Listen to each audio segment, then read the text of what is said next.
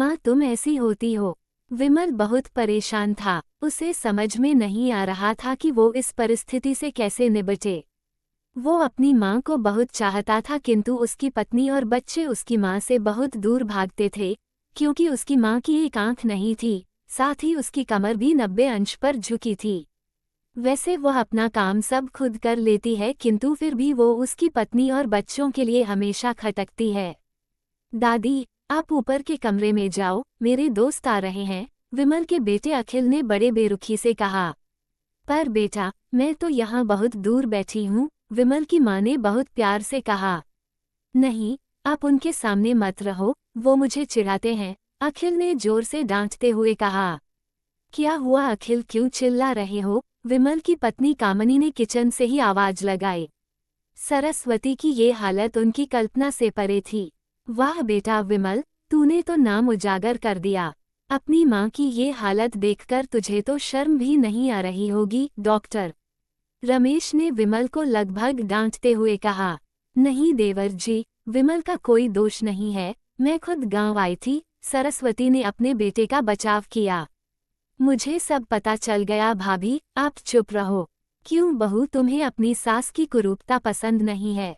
समाज में तुम्हें नीचा देखना पड़ता है ना? डॉक्टर रमेश ने कामनी की ओर व्यंग्य से देखा। कामनी निरुत्तर होकर विमल को देखने लगी।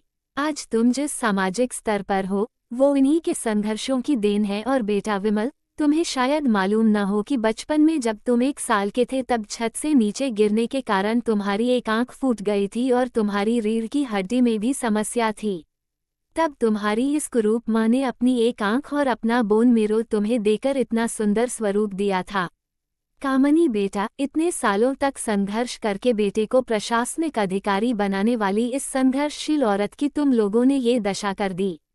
तुम्हें ईश्वर कभी माफ नहीं करेगा। डॉक्टर रमेश की आंखों से अश्रु जलधारा बह रही थी।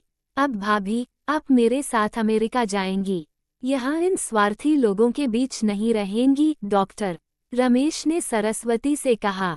विमल को तो काटो तो खून नहीं था। डॉक्टर रमेश जो उसके चाचा थे, उन्होंने जो राज बताया उसके बाद तो विमल को यही लग रहा था कि उससे ज्यादा पापी इंसान इस दुनिया में कोई और है ही नहीं। वो दौड़ता गया और माँ सरस्वती के कदमों से लिपट गया।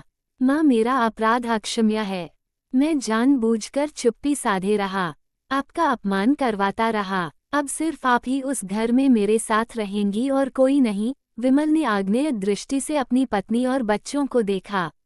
कामनी को भी बहुत पश्चाताप हो रहा था किंतु उसकी हिम्मत नहीं हो रही थी कि वो सरस्वती से आंख मिलाए।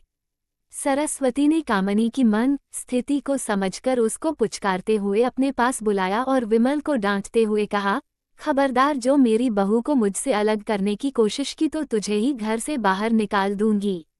कामनी और बच्चों ने सरस्वती के पैर पड़ते हुए अपने व्यवहार पर माफी मांगी और मां के हृदय ने सबको माफ कर दिया।